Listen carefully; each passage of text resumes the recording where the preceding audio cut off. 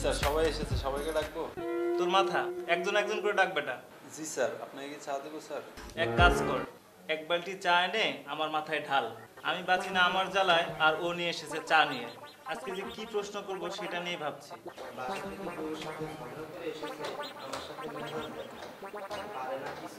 কিরে বিড়বিড় করে কি বলছিস? বলছিলাম কি স্যার, আজকে ভারত নিয়ে প্রশ্ন করেন। তুই তো দারুণ একটা বুদ্ধি দিছস। যা একজন একজন করে ভিতরে পাঠা।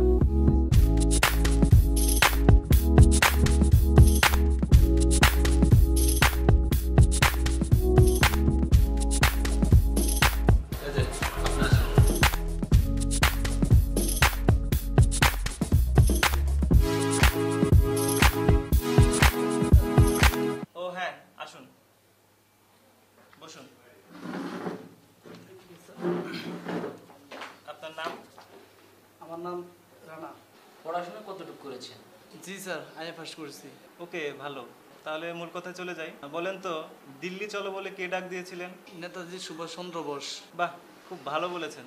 আচ্ছা, একজন দেশপ্রেমিকের নাম বলেন তো।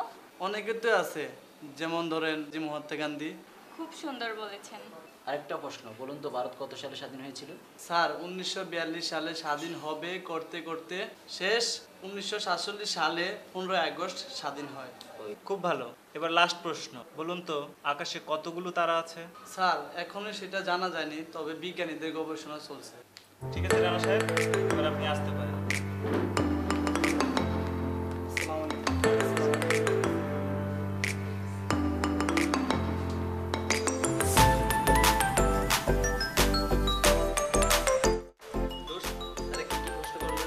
সবাইকে একই প্রশ্ন ধরবো, কিন্তু প্রশ্নগুলো বলা যাবে না, উত্তরগুলো বলা যাবে।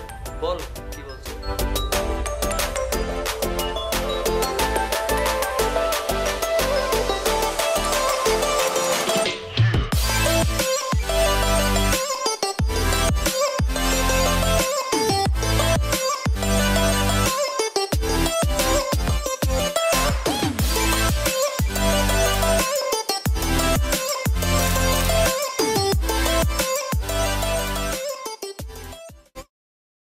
আসতে পারি স্যার?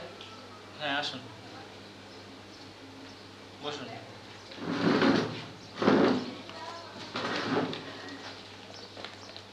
আপনার নাম কি?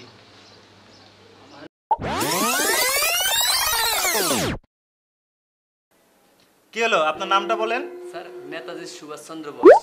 কি বলেন, আপনার বাবার নাম কি? অনেকেই তো আছে, যেমন ধরেন মহাত্মা গান্ধী। আপনার জন্ম কত সালে? স্যার 1942 সাল হব হব করতে করতে 1947 সালের 15 আগস্ট জন্ম হয়। আপনি কি পাগল হয়ে গেছেন বলেন তো? ঠিক এখনো জানা যায়নি স্যার, তবে বিজ্ঞানীদের গবেষণা চলছে। ওয়াল্লাহ, একই লোকের পাল্লায় পড়েছি, আমার মাথা ঘুরতেছে। আপনি এবার আসতে পারেন।